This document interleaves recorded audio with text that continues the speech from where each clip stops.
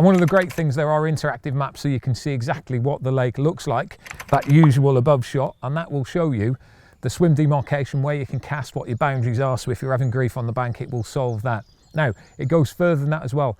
Interactive, so that means that you can look at a swim, click on that, and it will show you what the view of the peg is like too. Is there islands? How far out is it? What the overhanging trees like, etc., etc. Even underwater features are going to be logged on there too. It's absolutely brilliant.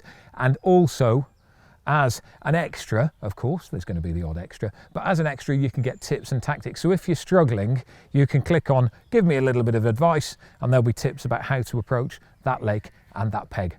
Another really interesting aspect of this app is that you can build a community. So whether it's you and your close mates, whether it's a wider group, whether it's a club, or whether it's the world at large, you can actually build a little community and share information. Now, you can share information on things like tactics, you can share information on swims, you can share information on fisheries, because remember, this is a bit like TripAdvisor as well. So if it's brilliant, you can let the world know about it, which of course it will be, because we deal with decent fisheries.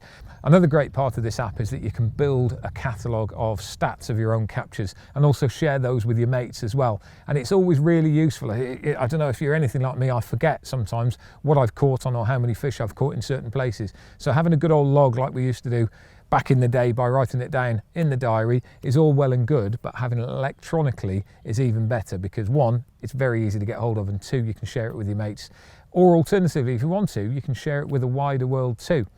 And that is where the fishery comes in too, because obviously when fish are being caught, they can pump that down the press channels and that can be sent out to you.